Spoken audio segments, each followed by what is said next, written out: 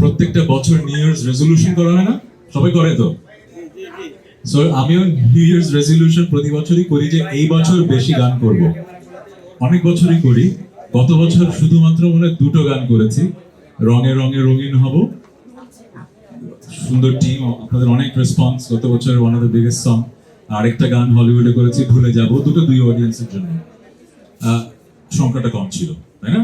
So এই বছর resolution করেছি অনেক বেশি গান করব, বাট এই রেজলিউশনটা এইবার পূরণ হবে কারণ অলরেডি 4টা গান হয়ে গেছে, এই 1-2 মাসের মধ্যেই আসবে। এই গান দিয়ে শুরু হলো একা ঘর আমার। আমি যেহেতু সবসময় বলি যে 18 কোটি মানুষের দেশে এক ধরনের গান করলে কিন্তু আপনি সবার ভালোবাসা পাচ্ছেন না। আমি একটু ভালোবাসার কাঙাল বলে একটু সব ধরনের গানই করতে চাই। সো স্যাড রোমান্টিক দিয়ে শুরু হলো, এরপরে একটা ইংলিশ গান আসবে, একটা আপবিট গান আসবে, এবং আপনি যেটা বলেন সিনেমার গান আসবে। অনেকদিন পর আমি একটা সিনেমাতে গান গাচ্ছি। তো ছুঁয়ে দিলে মনে মনে লাস্ট করেছিলাম, যদি একদিনে করেছিলাম, হ্যাঁ 2017-18 দিকে। সো অনেক বছর পর করছি, কিন্তু করছি একটা মানুষের জন্য, প্রিন্স মাহমুদ।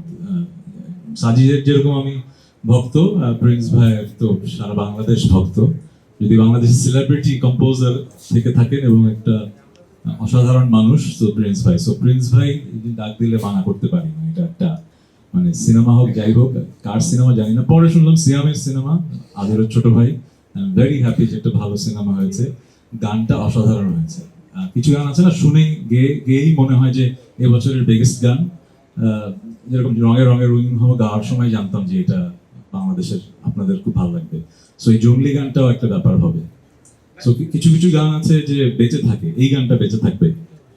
একা ঘর আমার হয়তো সারা বাংলাদেশ ব্যাপী তোলপাড় করবে না, কিন্তু এই গানটা বেঁচে থাকবে। সো আমি এই গানটা নিয়েও খুবই হ্যাপি। যে ইংলিশ গানটা করেছি আমার ফ্রেন্ড লীলা পেরির সাথে, ওটা আসবে, ওটাও নিয়ে হ্যাপি। তারপরে যেটা আপবিট গান করেছি সেটা নিয়ে হ্যাপি।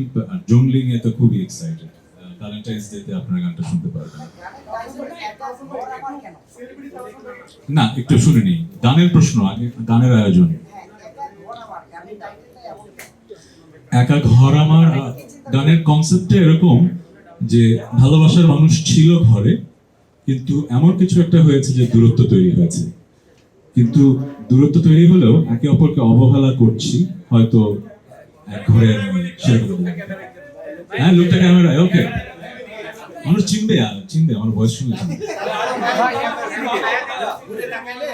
ও আচ্ছা, হ্যাঁ, জি জি, হ্যাঁ। ওইটা যে বললাম, এটা আমি তো একজন আর্টিস্ট, একজন সেলিব্রিটি, আর আমি একজন সাধারণ মানুষ। আমি কিন্তু যখন এখানে মানুষ দেখে মনে হবে যে আমি বিগ সেলিব্রিটি, তা আমার জীবনটা খুব সাধারণ। কিন্তু আমি কিন্তু সুপার শপে ঘুরি, আমি কিন্তু মাঝে মধ্যে মাস্ক পরে রিক্সায় উঠি, না রিক্সায় ভুল বললাম, মানে হাঁটাহাঁটি করি, কিন্তু মানে আমি খুব সাধারণ একটা মানুষ, ঠিক আছে? আপনার এই প্রশ্নটা কাকে করছেন?